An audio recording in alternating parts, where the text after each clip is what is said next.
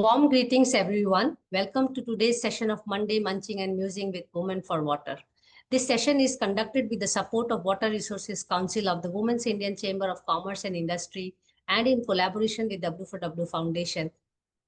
And this session is actually meant to understand the worries and the wisdom by the woman, for the woman, of the woman in the water sector.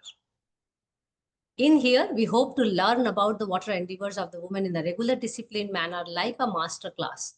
My name is Dr Bhargav from the House of W4W, and I'm also currently holding the presidentship of the Wiki Water Resource Council. Today in this session, we are here to listen and learn about Dr. Gopa Samanta. So welcome, Dr. Gopa, and also welcome back to our conversation because you have been earlier with our Friday Waters book session. So looking forward to discussing about Gopa, the girl, the woman in the water sector, and not about the water. How excited are you? Yeah, thank you very much. Thank you very much. And I'm really looking forward to have a conversation with you, Mansi. Okay. Yeah, thanks a lot, Gopa. Just to give a little bit of disclaimer before we start, this is interactive session.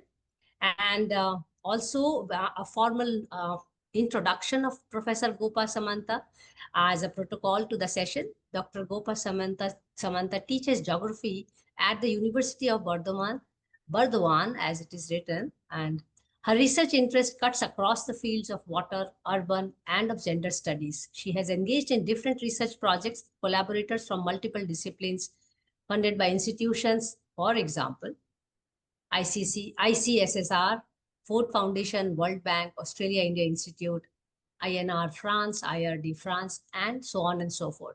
She acted as the gender chair of the Paris Sorbonne University.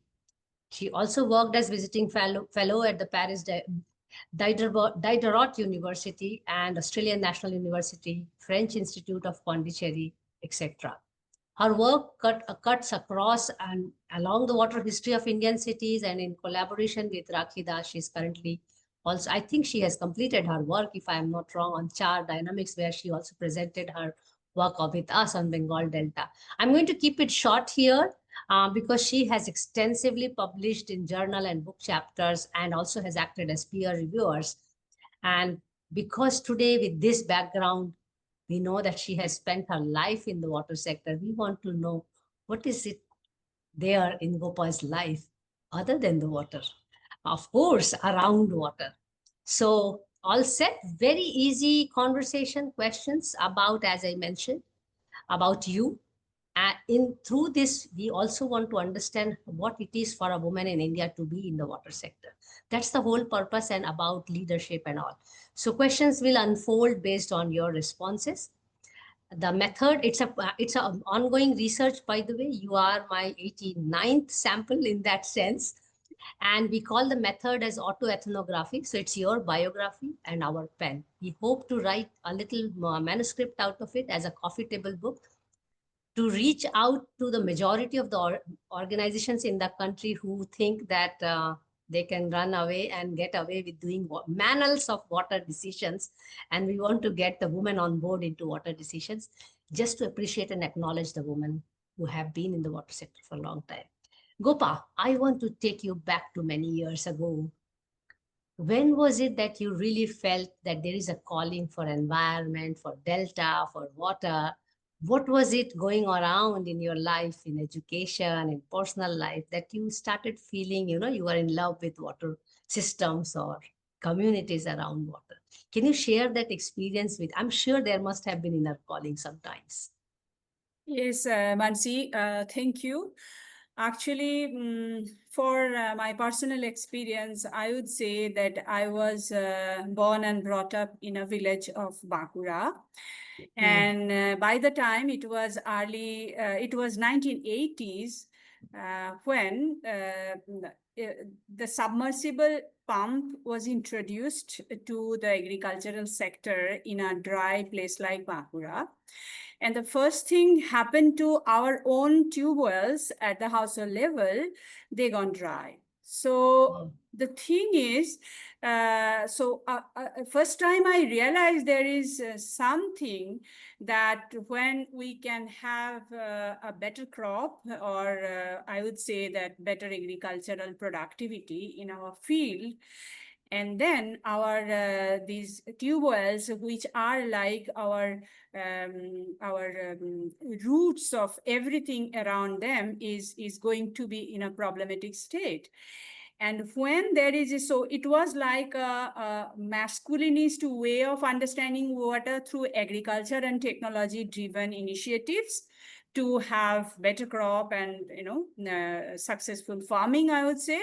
And simultaneously it was putting a lot of stress on women's lives, because I still remember I finished my 10th level of education in school, and that particular year, the summer, we had only one tube well, which was giving us water. So we all had to take, we in Bengali we call it a kolsi, kind of. So we had to take it there. We had to wait in the queue to fill our either bucket or kind of pots, other kinds of pots, and then I used to bring them home to ensure our the drinking water. But but the bathing was still a practice in the ponds in the village, so it didn't become a big Pukur. big pukur. So it was not a big crisis by that time, so everybody can use ponds or pukur as bathing places. So it was the crisis of women was around the drinking water, and we had to ensure the drinking water. And afterwards, when I started understanding like my education, it was very early phase of my life. And then I forgot about it, this incident, because I left village and then I came to Bardwan for my entire higher education. And I was not so attached to the village lives that way. And but then I was in the higher education, then environmental crisis, and I started after finishing my master's. I was always a good reader, or whatever books I used to get, I used to read a lot. So by the time I was thinking that something is going to be wrong and around water, and if it goes wrong, then the problem will be acute for the women. They have to carry the burdens of the crisis around water. And I was part of different communities, academic communities or policy communities who were engaged in water. Like I was part of a group called Jivika, who was also talking that group. There was a lot of conversation around water and women and livelihood. And also for my entire field work, that I love to go to field and understanding people's life, how they live, how they see their own world through their own lenses. So that's very interesting for me, and I'm still engaged in that process.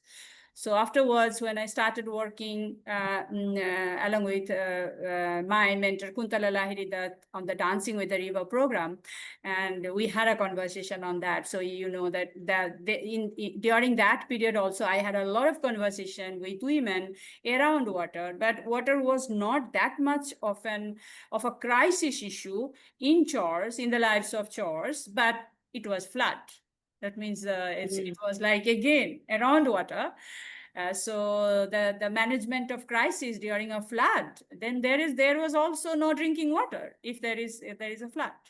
So it's not always that in the summer there is a problem, but also in winter, in during the monsoon time, that is also a big issue. And if there is a flood, or even I have also worked in collaboration with my students. Always I devote enough time to understand their own fields. So that is also an important observations. And different PhD students who started working on water and women, and I was always involved in that process. So from that point of view, I understood how important water is in women's lives. Good, interesting, because you also shared something, and whenever I am also talking to you, since I have known you for now 1.5 years only, you are in the field most of the time, and I also see on your social media sometimes. What kind of tasks as a senior researcher now you really revere, or in the sense that you really enjoy, but at the same time that being woman in the water sector, it also brings a lot of challenges as a scientist, as a researcher. What is your take on this?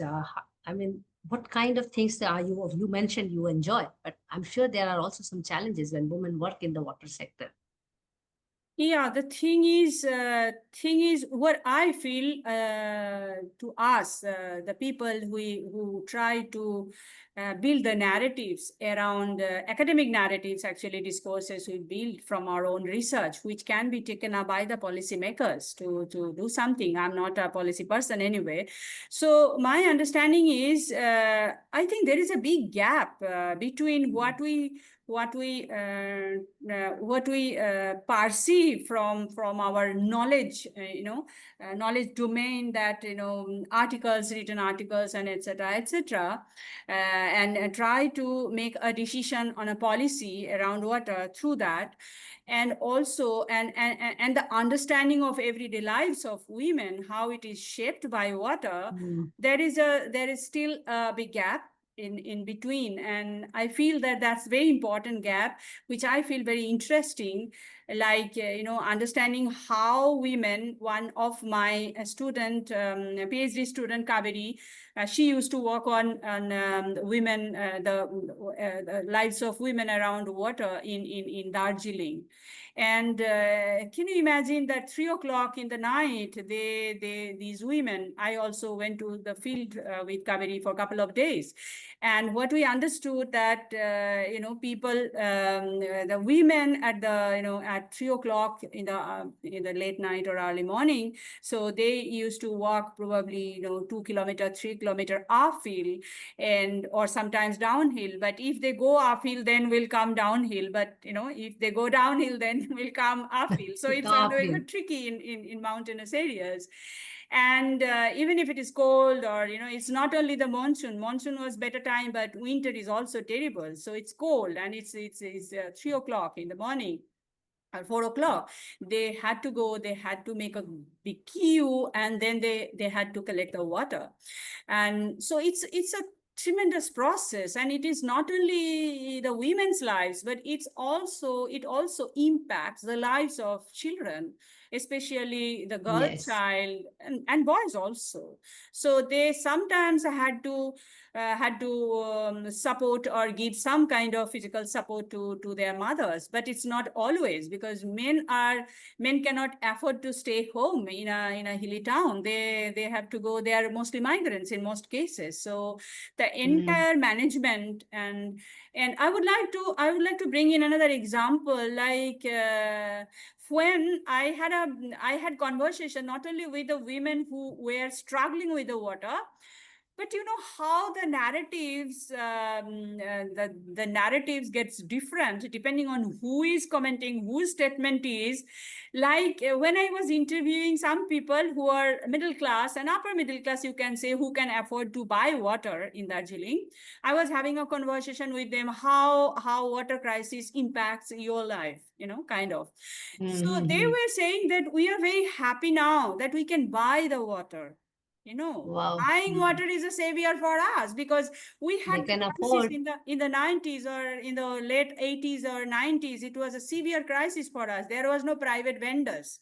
So Mm. when private vendors walk into a city, and these organized vendors, they actually, they replace the smaller vendors where the water was cheaper. So water is becoming costly, and it is facilitating a section of people who can afford it, Mm-hmm. We so all have changed life.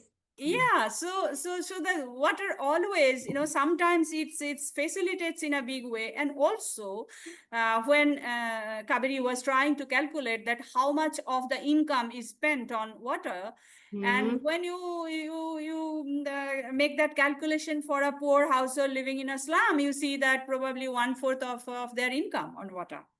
and it's not much for people who are middle class or they can Yes. afford to. So it's always very tricky, and I like to understand different viewpoints, different perspectives around what are, even they are all women, so it's not Mm-hmm. women a single category class. Mm-hmm. Class is very important in this case, and Mm-hmm. caste, of course. In still we Yes. think that We there are have a lot these of, complex layers. yeah, a lot of things around that also in water sector in India. Okay. Yeah.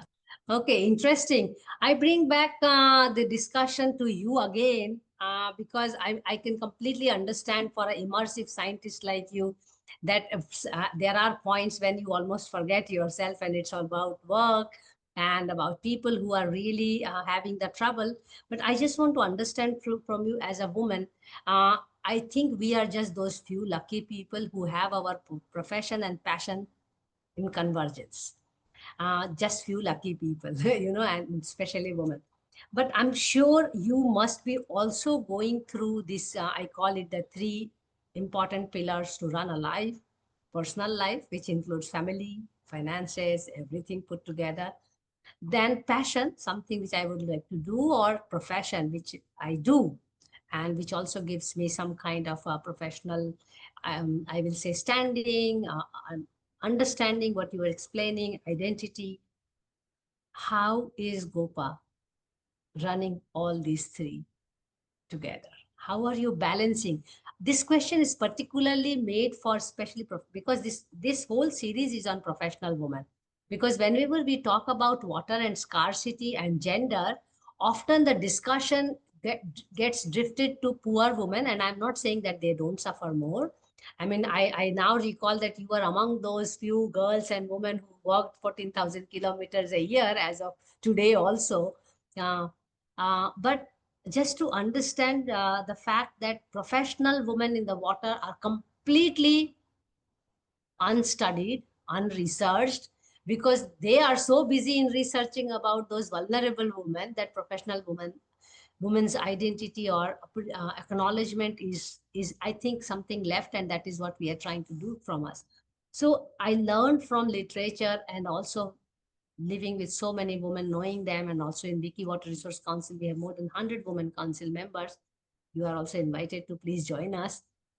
I feel that there is this tendency of educated professional women to have this burden of superwoman syndrome. I call it superwoman syndrome.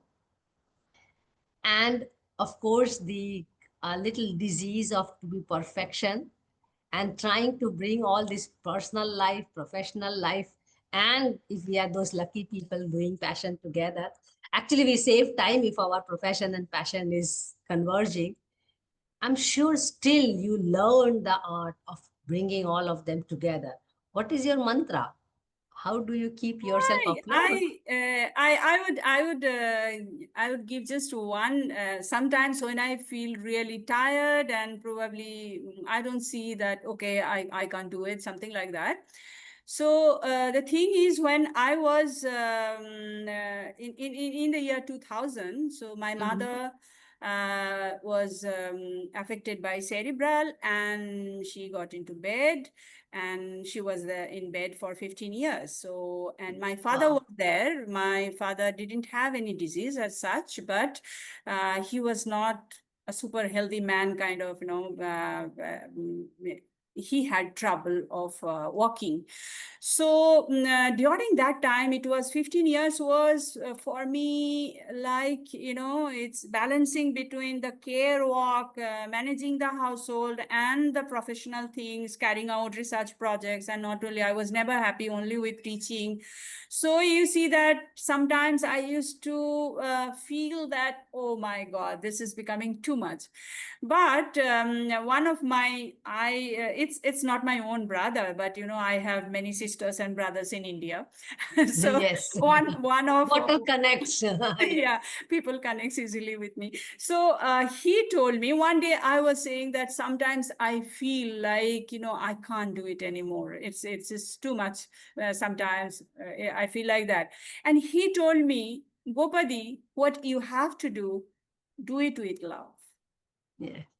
I was the other day, a few days before, I was telling him, he doesn't remember that he told me this. But I said, whenever I used to get like, oh, this is too much. No, no, no. So always I tried to, okay, when you take it as a responsibility and you love to do it makes a lot of difference in doing Absolutely. things. So I always say that even my students, I pursue that kind of, mantra, if you say it, because it's a kind of, This is mantra. kind of a leadership program we are trying to run through this research, Yeah, because we need to yeah. identify all of you.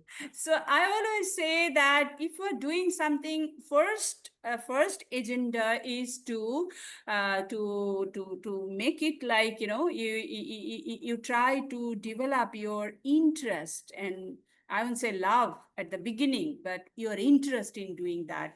You like it. You start liking it. Otherwise, we can't carry on anything. And Mm, if we like to do, if we and over a longer period of time, our love emerges, a little love, I can say. But mm, initially it is like, you have to develop your interest, and then liking, and then it transforms into love. So that's kind of thing. Otherwise, it's always like, it's a burden. But burden changes like when we see things from a very different perspective.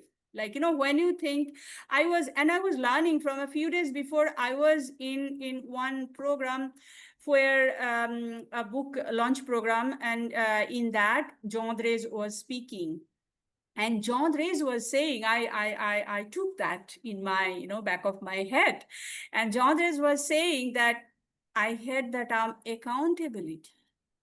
Accountability is a imposed thing. It doesn't work.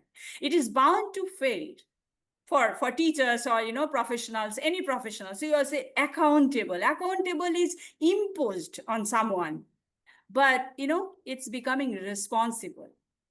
It's becoming so responsibility and accountability, these two terms, immediately changes things. It's my responsibility, and it's my, I have to do it, because so the way we see things, that makes a lot of difference. And I like to do many things. I like to experiment a lot. Even if I cannot sing, I try to sing. If I even if I am not good in painting, I try to do some kind of, it's kind of, when you are tired with probably writing, I do something else. So that is also important for us, that we are not only doing one thing which we like to do, and in the career path or professional upgradation, we forget every other things in our life, even the small things like watching a series and mm, watching a nice movie when you eat. So that's my, I'm still sacrificing Netflix because I'm writing my small talk book. I hope I will finish it by December, and in from January, I will have Netflix to watch some good movies. So everything is part of life, and I also feel that sometimes we don't see that movies are a very powerful. Uh, yes. when I watch a film, then I don't watch this. I look into how the narratives are being built around many things. It's not about the actors and actress, Yes. but and how good they are in acting, but the content and the context and the things which are happening. It helps me to understand another world, where I Mm, cannot just go and understand it. So but that when it becomes like, okay, you can take a break and you can watch a movie. These days, earlier it was, I'm not always, I cannot find time to go to the movie hall, theater hall. But these days, earlier it was cable TV. Now it is, OTTs are there, so it gives me a lot of comfort to do something which really helped me to do other things. But I would say that if you don't like to do something, it's very difficult to carry on. It becomes a burden, absolutely. and it Absolutely. takes a high toll on our mental health, Yes. which is very difficult. That is where, I mean, you very well mentioned you love what you do basically, then, or you also do what you love. You have both the choices actually, but certain things comes as responsibility. That brings me to the next round of questions. It's about women leadership in the water sector, and I'm sure with your decades of work, even though you work on gender and with women around in the water stressed areas. But within the professional circle, I'm sure you will reckon that the fact that women professionals are minority in the water sector. And on top of it, I'm adding an extra layer because leadership is something which is pyramidal. The leadership in the women's sector, be it head of the organization, be it head of the research organization, be it political head in canvassing or advocating water conservation, or big international national organizations which are working on the water sector. What do you think? What is that women are really missing a point to really reach the top of the ladder in the water sector? I don't think that it's a good question for me because I'm not, I'm not in that ladder, and I'm not, leadership, position. Uh, I'm just on my own ways. I'm trying to, it's not only about women, but how water is important. mm, That's very important for me always. Like I'm telling you one thing that I used to teach in a college. The place is called Mankor. It is mm, around 45, 50 kilometers from Bardhaman. I used to commute by train, and from the mm, station to the college, I used to go by paddle rickshaw. Somebody used to carry me in the rickshaw, and I used to see that the roadside, roadside no, pipe water supply lines, they were open. Then I used to do, okay, I used to tell that man who was carrying me, okay, stop here, I want to close it. And few times it happened afterwards when I used to say, okay, you stop, I'm going to close it, because I will get down from the rickshaw and then will close it will consume more time. So because of that, what I feel, and also another example I would like to make, that one boy who is a plumber, whenever I have a problem, I call him, and there was a drop, but leak, but it is drop, like dropping in probably 1 in 2 seconds, 2 minutes or something like that. mm. And I called that boy, and the boy was telling me that with this leak you want to repair it. I say, yes, you please, because if we collect that, it would be one bucket in a day, and I don't want to waste even that much. So, and he lives in a neighborhood where there is not much enough water, and he also feels that, and he was amazed to see that, because probably he works in many places, and in these apartment buildings nobody bothers about the water. It's even when it was an Leakage. individual household, then probably they had to pay the electricity bill for these things, for withdrawing water by the bore well.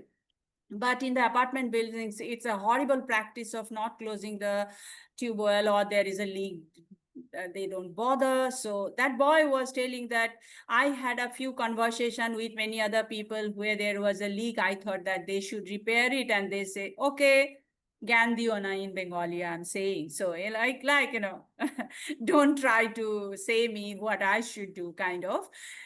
Because we always, the conversation also has a class in India, you know that very well. Yes. So these things, these small things. And also I was having, just yesterday I was having conversation with a 12th class kid who is a woman, who is a girl, and she lives in a slum area where there is a water tap, and which is always open. And she was telling me that one day I closed the tap, and the bucket was filled and it was just flowing away. So I was feeling so Mm. bad, and I closed it, and they started shouting at me, why did you close? Who is paying? Are you paying for this water? But I say, no, you have to do it, you have to continue doing it. Better you can do, you can get some other women in this closing tap and this thing. So probably it will be one day the thing will change, probably they will also think differently. So that kind of, but these are small things I'm engaged in, not in a big way that policy decision. But what I feel that when what I feel for water, what I feel that experience of mine, in the Mm. village. when I was 15 years or 14, 15 years old, that had a lasting impression on me that water is not so easy. In Bengali, we say, joler moto shosta. So there was a kind of words in Bengali, joler moto shosta, that water was the cheapest, but water is it's not at all cheap. জল এত সস্তা না। জল এত সস্তা না, that I felt. So when I feel that my entire journey in the village, even if it was only 15 years, and going back to the field again and again to understand these rural areas and the lives of women or men around water or river or other things, that had a lasting impression on my practice as well, and also how I see things. It's not, my knowledge is not only coming from the books I read or movies I saw. So it's not that, and these kinds of knowledge doesn't leave you a big impact on your lives. But what I feel that when it comes to experience, I'm quite happy that I was born in a village. I have experienced that life, that I think gives me a lot of insights to look into things from a very different perspective. And Absolutely. uh, In fact, when many people ask me why I'm studying water and why I am so much obsessed with, this OCD with water, yeah, and I also link it with living with grandmothers in Bengal, of course, and whole day jumping around Pukur and climbing the trees. That was kind of a childhood yeah. nostalgia. Mhm. And I keep thinking, where did I get this knack of working on water? And it brings me back to those Pukur where I was Yeah. going every day and doing all the things. But anyway, I still don't know why I work on water, but I'm more keen to learn why people are in water. And probably when we look at women in water, it is a good idea to really give some stats here, even if you are really defining leadership in a very different way. Because in the world, we, as of now, only 1 in 5 water professional is a woman, and in India it fares even worse than 1 in 10. So that way, by number, we are very less as women water professionals. That's one part. And now, coming to the leadership part of it, I would like to understand from you, because you also mentioned few people who influenced you. Like last week, you went to some a book launch. There are some traits which tells, and it can be traits from any gender, any class or society, but there are certain leadership traits amongst people, and here we are of course talking about women, which may be learned, and there are certain traits which are inherent in a person. What is Gopa actually valuing in a leader? I mean, who do you consider inspiration or leader? What kind of characteristic you would like to seek in a leader, or you see in a leader for that matter? And then I think the follow-up question I can also ask here is, can some of these things can be trained? Because we are talking about building more women leadership, so we also need to know if there are certain skills which can be trained among women to increase the woman presence in the water sector. What's your take on this? It's very important to have women on the board when the decision of water is being made. But what I feel that you have more experience than I have. I'm always in a university, kind of different I don't do any work platform, on different platform. But what I feel that water, that the priority to set the water the way we should, at least in 21st century's third decade we are in. So it's probably is being missed by men. And what I feel that household management of water is still a women's business. And as long as it's also what I feel that when we try to bring in women somewhere in the dialogue, the main problem is male chauvinistic ideas of, these are petty things. When people women get into the details. Women are always talking about petty things, about this, water and this thing. But what I feel that that's very important to, but one in the professional and in the upper hierarchy, it cannot change the women's world. We need more and more people in different hierarchical level. It's like a huge structural network. It's not about somebody is, when I always say, if we think that women are really empowered because there is a women chief minister or maybe women prime minister, a woman No, prime minister, then it doesn't make much sense, because what no, we need is, at all levels, we have a huge number who are yes. representing. And these people should should have certain kind of experience, not always experience like I have or you have, Mm. but at least have that empathy or sympathy to understand other people's problems. Mhm. If we don't have that, then probably even somebody is in a professional, women in professional, and doesn't understand women's world, or doesn't have a practical knowledge about how women see this, becomes different. Like I can give you one example. I was speaking in a platform of construction engineer in Pune, in Mhm. one NICMAR, they call it. Now it's an Mhm. Mhm. university. It was before probably a center kind of.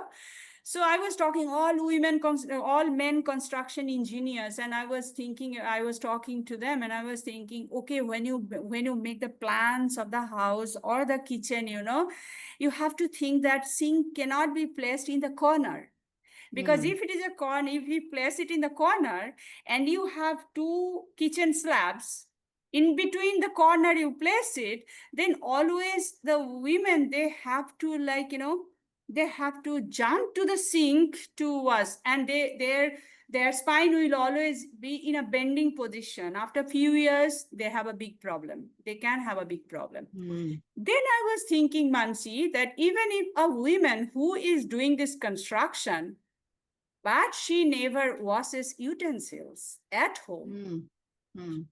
will she understand the problem? Because I understand the problem, because I wash, I use the Mhm. sink. I have my helping hands at home, but I do it. I love Mm. doing some household work so that I know the pain. I Mm. understand how it works. So I was thinking, it's not just women. Women, Mm. they are, because I also talked to few women who are living in those apartments where the sink is placed At the just in the corner. corner, and I asked this, don't you think it's a problem? She Mm. doesn't understand, because she doesn't wash. Mm. The helping hand, the maid at home, they wash this and they don't feel. So what I feel, that it's not only changing men from women, but Mm. also we have to bring in the women who have certain kind of, who are in the practical lives, in day-to-day Mm. practice, they deal with this. Then that experience will add up. Mm. Like I'm saying, that I would never Mm. understand this problem, because my sister is living in an apartment where exactly the sink is in the corner, and I always say, oh, your spine will always be in a problem, it's a defective system, and I always suggest change it. And my sister, oh, I'm too old to change all these things, okay, we can carry on. So what I'm saying, that if somebody doesn't feel what Mm. what it makes, like when you don't have a bucket of water and you have three children at home, it's kind of, it's not that those people from there will not come here, but at least some people who are going and understanding in the field to understand their own lives, then even professionals, women professionals, will not be able to change the Oh, narrative. absolutely. Absolutely. So when we ask this question, I must also add here, by no means personally, I think that engendering the water sector can solve the water problem and women's problem, because much of the water problem is women's problems. It's not that linear, simple formula that have more women in the water sector and No. women's problem of life will be solved. There is something more probably, Yeah. which I am very much aware and keeping it aside as my scope and limitation of the study, as there's something about a masculine approach to water management or a feminine approach to water management, irrespective of which sexuality is handling that situation, and very Yes. rightfully put. In fact, when I'm studying leadership, I am more concerned, and I always put a disclaimer: in the race for making women leadership, we have to be extremely careful that we may end up making women who looks like woman but having leadership traits of a man or masculinity. That's a risk I'm completely aware of, and I'm constantly talking about, because I'm also giving these public talks on women leadership, and I'm very, very careful about this thin line, having a woman figure as leadership or having a feminine figure as a leadership, whether it is a man or a woman or other That's gender. very important. Absolutely, I so much in agreement with you. And I mean, I just want to pick one point from where you were talking about in leadership, where that women get into these petty things and all. And I love this line always, that God lies in details. And I think this is where we need to understand why engendering any sector. Because I must tell you, because you were talking about water and architecture and NICMAR, that coming from an architecture background, and I am running a parallel research on women in architecture also. So very similar number of women I have already interviewed. And these detailed things is something which is strength of women, to understand complexity, but at the same time having a long-term vision and linearity of longer thing is something which is a masculine approach, or men inherit it much better. So engendering is actually towards bringing equity in the water sector, and not towards. I would really not like to see a day when in the water sector there are all women and no men are working. Probably that will be equal disaster as what we have today as man-made disaster. I mean, only thing I like about man is man-made disaster. I will be very humorously and honest about it, because I think where we stand today, because it is led by men, it is led by masculine approach, and probably my effort is just a drop in the ocean to really talk about engendering, and I'm very conscious about this whole masculinity and femininity. And by the way, in this show, we have also invited men talk about women in water. We do want to have more men talking about it, but I'm focusing more on women because I'm not really doing it as a gender study, but focusing on women leadership to create role models. Because when I started my career, I had only two names in my hand: Vandana Shiva and Medha Patkar. I didn't know anybody. Yeah. I'm talking about 30 years ago. So Now our you see. effort is to bring those Yeah. names out in the society, that Course, here yeah. are more women who have spent their life Yeah. and know about them. That brings me to the next round of question, and it's a very easy round, and I'm sure we can sail through quickly over it. It's about the role of councils and associations and these networks that we are part of. I'm sure you are also part of some networks, and this question is particularly framed for Wiki Water Resource Council, which is now 3.5 years with me as leading the council with only 100 members around. And it's no give and take, no money exchange, nothing. But still, it is important how women to really make their professional bearing, professional setting, or even rise in the professional setup. How the role of council and platform has played in your particular career, and what kind of thing do you think they can really become very handy for young women water scholars from these councils and associations or platforms or networks? We have all kinds of research networks or things like that. Mansi, I was not that much part of a bigger network, but my understanding around women and water sector started with my mentor. Sorry, somebody. Is there someone? No, all are muted. I don't know what's. Is there someone at your end? Yeah. No, probably somebody participated. All participants are requested to keep themselves on mute, please. And now, after this question, actually, we'll open the floor for question with Gopa. Okay. Over to you. Okay, so talking to that, so my understanding in the when understanding water, it started with when Kuntala Lahiri, who used to be my teacher, my PhD supervisor, and my mentor.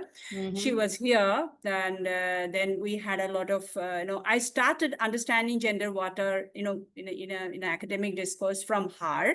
So you can think that, and also if you think about the practical lives of water around, lives of women around water, it's my mother, and my entire, knowledge, education, etc. It's coming from Kuntalas. So these two women, kind of, they have helped to shape my understanding to some extent. Otherwise, I was gender and water kind of network was there. It was international network. I was part of it. Part of it in a sense that I was in the email list. I was never a member or Active. participant in the conferences, kind of. And by the way, I'm going to miss your Ahmedabad program because puja time. You Yes. had to tell me before. I could make a detour. Oh, we told before, we have been floating from June and July. so so I missed it Oh, because it's I booked huge, it. 125 registration. It's Yeah, like, next it's time, really now next very time big I'll be preparation. careful that I don't miss Please it. join.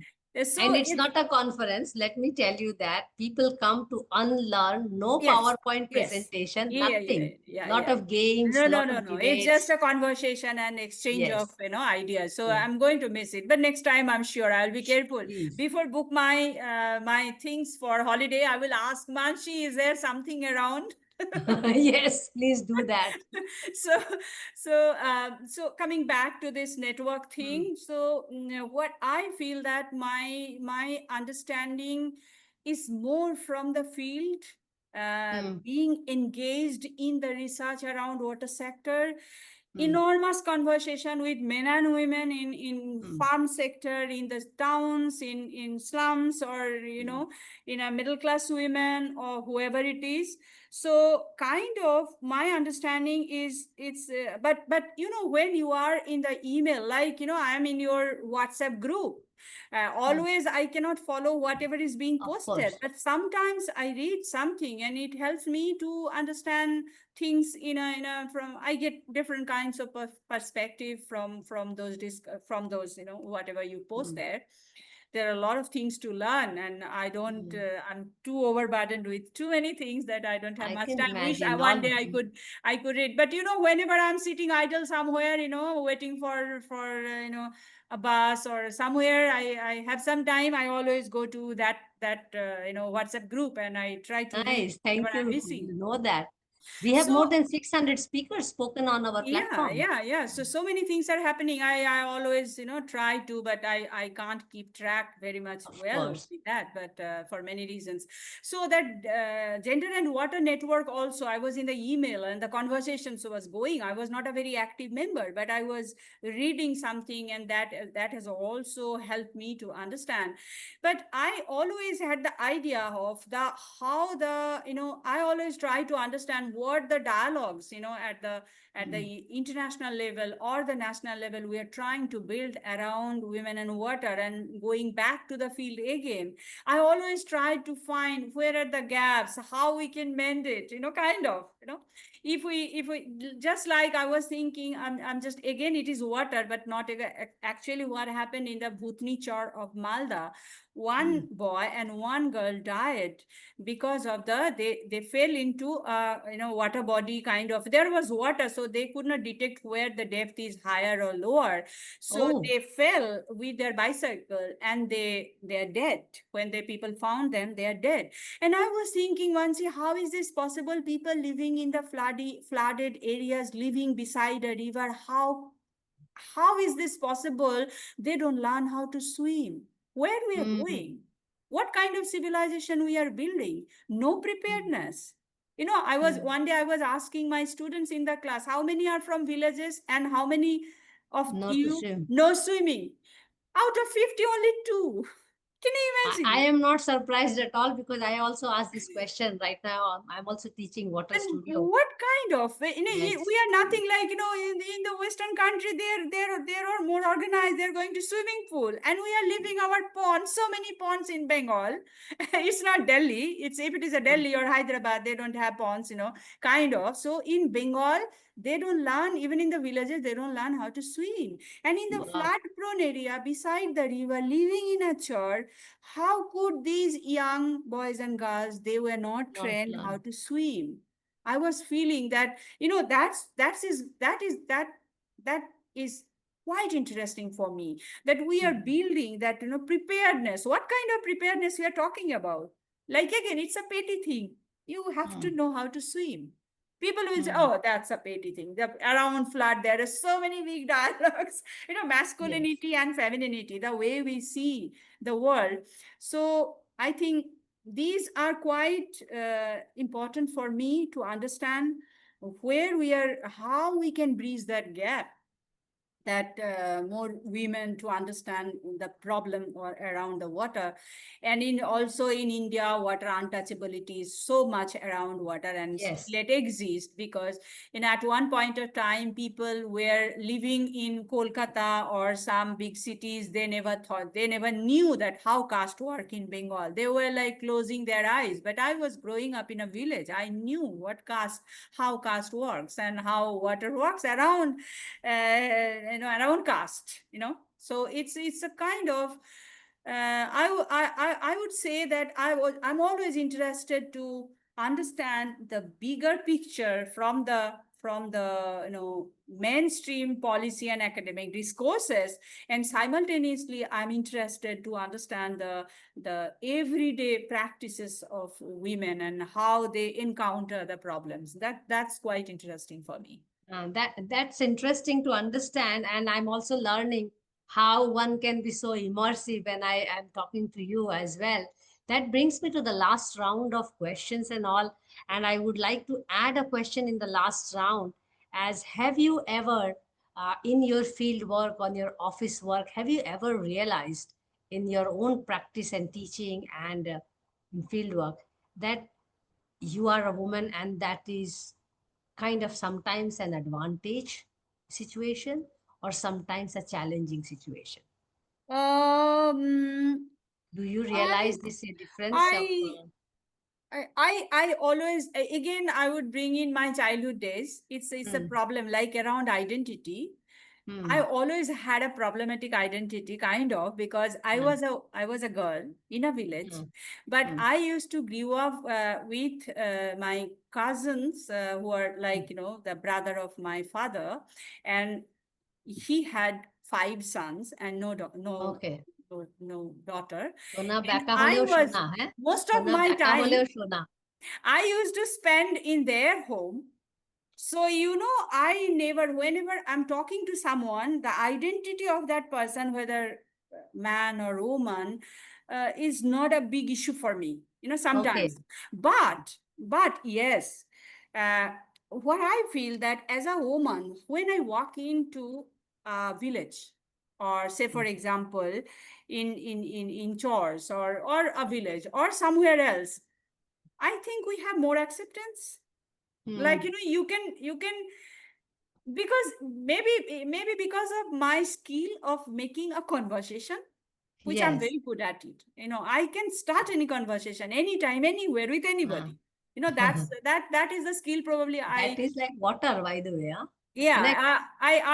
I think that's the skill I developed over the years, having so many numerous conversations with many people.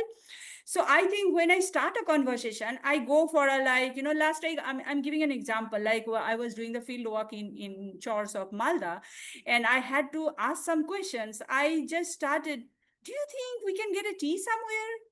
You know, Hmm, hmm, Kind of. So, you started, then, okay, no, here nobody drinks tea in the, noon time, I say, hmm, is there a tea shop? So if I go and ask Didi, they won't give us a tea, you think?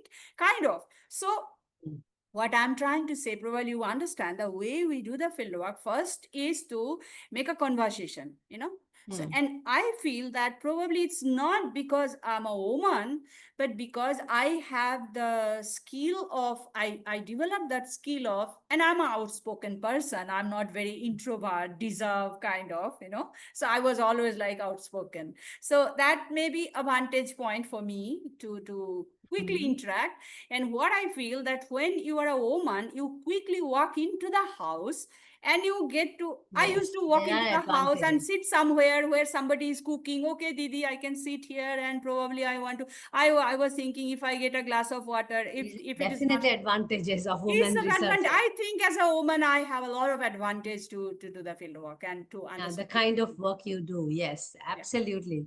yeah, I so much agree with you. And when we look at in academics, women have really excelled so much.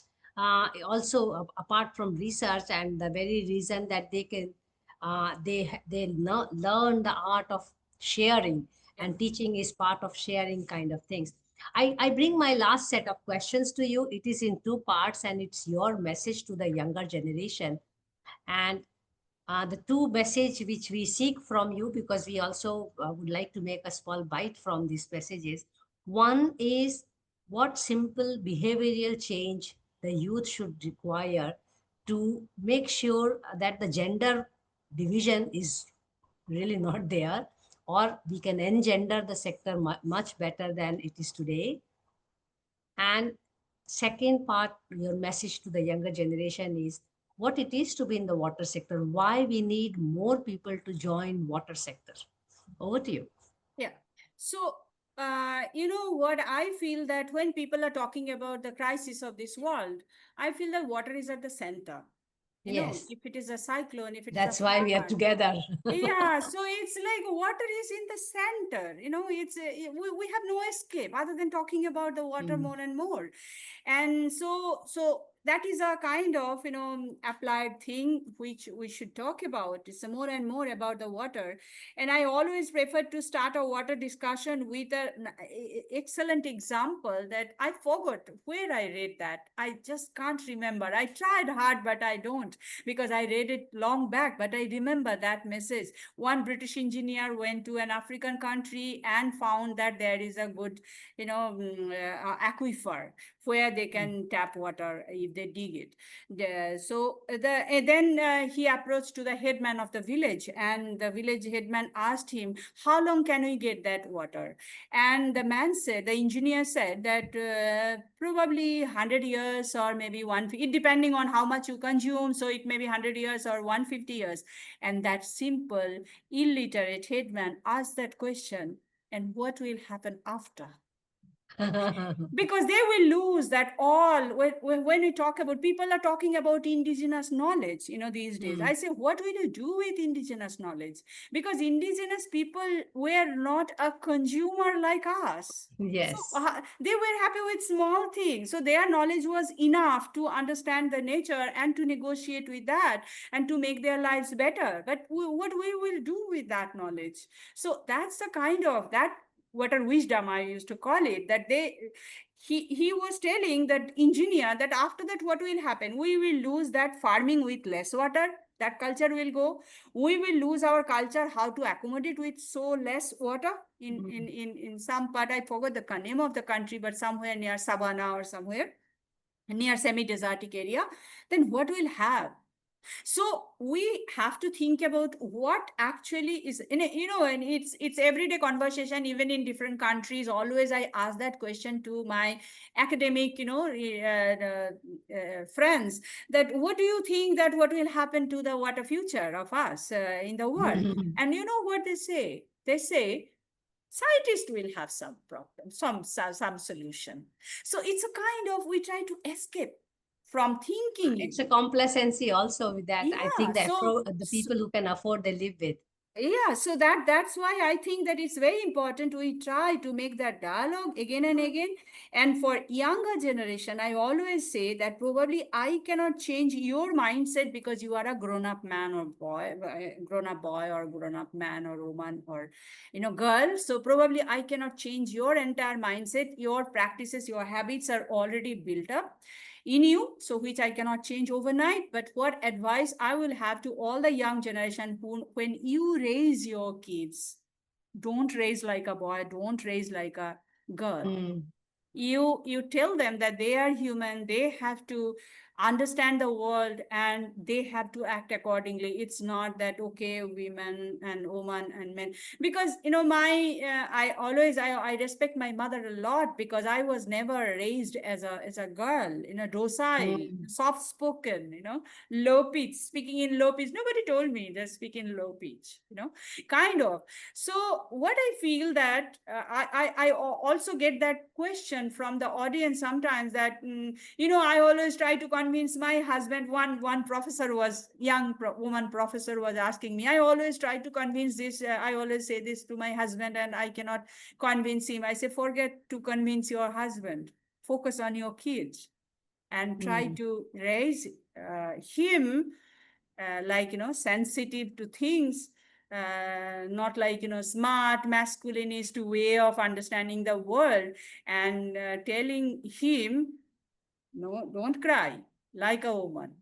That's a problem. And masculinity, and I also feel that when we see there's so much of death of farmers around, suicide of farmers, what I feel, Mansi, that it's not the pressure of economic crisis or financial crisis of this man. It is the patriarchy and masculinity. Yes, they are suffering It's more. a masculinity that Yes. if my, how would I feed my family? How would Family, I they take have care of that my extra kids? burden. Very well put. There's so much burdened with the masculinity. So it's not only that femininity is a problem, masculinity is also a problem. Oh, serious problem. You remind me of Kamala Bhasinji. Yeah. So kind of, so I would say always young men and women, I always say that, okay, raise your kids in a gender neutral kind of, or gender sensitive, Yes, when we say we have two terms, I always say that gender neutral and gender blind are it. If you look it from a, like, passerby looking something, it looks like same, but it's not the same. it's So not the same at it's all. absolutely the opposite sides of a long scale. Huh. So it's that is very important. That message I always try to convey to young generation. Wonderful. That brings an end to questions from my end, but it is also now your choice or chance. If you have any question for me, you may please ask, and I will also open the floor for all the participants here. If you have any question for Gopa, not related to her work and profession, but related to her, and if you have any question for me, this is a good time for you to ask. And I can request you to unmute yourself, and also please, if you are interested to ask question, please open your video and then do so. And Gopa, you also can take your little breath, and if you have any question for me, this is also the time for you to ask me question. Only one question, not many. Only one question. Then, Mansi, I would like to ask you that as a professional, if you can, it's not for me only, but there are audiences where you can just state that how, in a few 1-2 examples, that how you have changed the narratives or the way we see or the discourses. You can change the path of the discourses we build around women and water. So if you Oh, can. that's a very good question. Yeah. Honestly speaking, I would like to live a day in my life when we don't have to talk about women and water. We have to talk about human species, other species, and water. As you rightly put, we have to change, bring that change in the children. And so, in that process, I am just doing my little ounce of work, the drop in that ocean of work which is required, and seeing if we can talk out with women, if we can talk out with men who think that there are more women required and there are more women working in the sector. I find very interesting evidences that women themselves have really not taken that extra step to inform the society that they are working, because they never felt that it is important to inform. Yes. Maybe many reasons. They are very busy. They don't think that it is important to go gaga about your own work. That is spiritual side of it. But in that process, look from the history, from from even the longest history you can think about where women have contributed. I mean, I usually give example from Nobel Prize as well.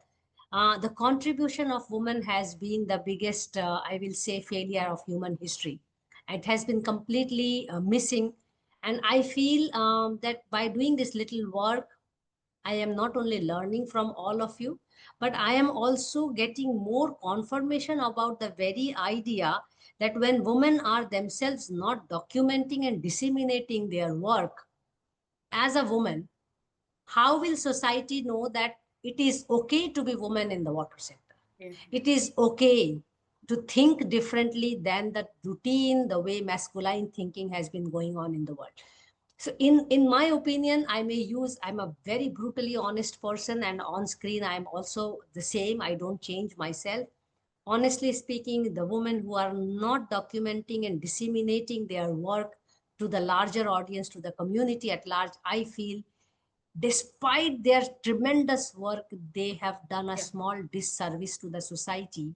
Because, as I mentioned, when I started my career, I didn't know that it is okay to be woman in the water sector, or it is okay that women can also lead, or women can also rise. Not that I wish to lead, by the way. I don't do any work. I just sit and listen to all of you. That's my main work. I love to listen and learn. I feel that this little contribution through Wiki Water Resource Council, through Monday, through all this talking, at least I am teaching my students to learn to listen. As I have that skill, and I can pass that skill on to my younger generation. And importantly, in that learning, of course, most important learning for me is really just, can we get rid of this men woman thing in water?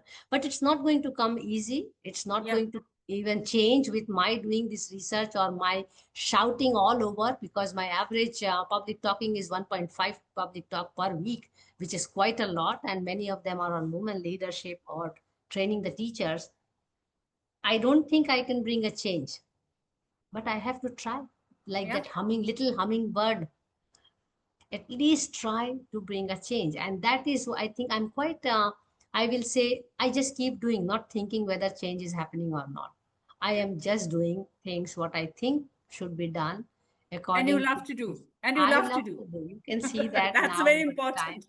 I Yeah. am not seeking any certificate out of it, not seeking Yeah. any output out No, of no, it. no. If people change, if people think that there is something in it, all the more near 400 water education program is open access. You don't have to reach out to me. It is available. No university in this world can offer the education we have created through help from all of you who have educated me free of cost.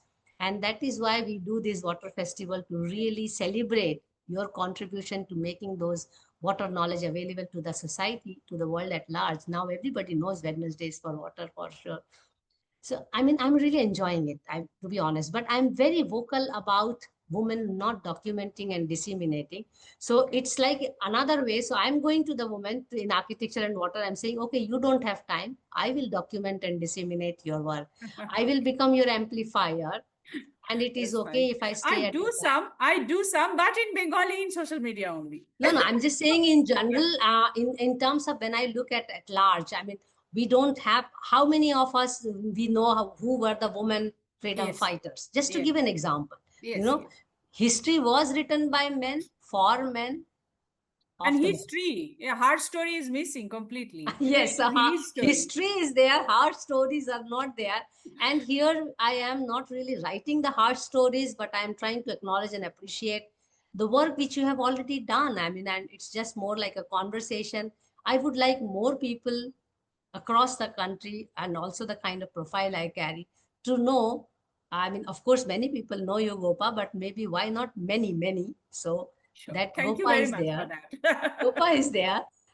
Genia was there last week. Yeah, You last week all are Gina was known there. people, very well known people in the water sector. But as a citizen scientist, I would like to bring your voice to the citizens also. Thank you very Other set of audience, you also have your own set of audience. So that's the only purpose here. But I don't see anybody has raised hand, and much. I can flow. And I see Anup Kumar Saha, who is also, I suppose, our ex-Friday Water speaker. Anup, Okay. please unmute yourself and ask your question. Hi, Hello, Anup. Good to see hi, you. good to see you. I mean, I'm Anup Kumar Shah. I am a doctoral student in South Asian University. So I'm actually from Bangladesh. I'm living in New Delhi. So from reading your book, I mean, Dancing with River, I mean, to see you here is a completely interesting for me. So good to talk with you. But the thing is, I have a specific questions. Like when I actually started reading your book after a while, I read Navida Khan's Reverse Life and Upswing of Nature. Mm. After that, I read Mitul Barua's Slow Disaster.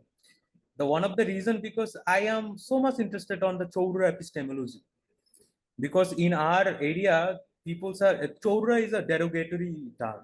Yeah, I know chauras. Yeah, Chauras is in Bangladesh. They people living in Char are called chauras. Yeah, Choudhura. Mm. yeah, I know. Sometimes it's very derogatory, but it's not the narrative is not the correct. The way they are struggling with the nature and how the culture actually shape or the nature actually shape the whole understanding of the Chora. But I think that the whole epistemology of the Chora, I think, I mean, I am not getting the ultimate sense. Like, for example, you talked about the epistemology of Chora, how one can understand the Chora. When Nabida Khan talks about the ontology of the Chora, I mean, to see the metaphoric understanding and all. I mean, the whole things. I'm just giving a brief. So, what do you think about if I again ask you, what's your inner perspective? I'm not saying that tell something from your book. What actually motivated you to work on the Chodra? It's actually when it's not my own work. It's a collaborative work with Kuntala Lahiri Dutt. You have seen that. So Kuntala was my supervisor, Okay. and I was finishing my PhD by that time. Kuntala was here in Bardhaman That University. conversation I have heard. I mean, from YouTube. Yeah, so that time, no, it has link with what I'm saying. Yeah. Is your question.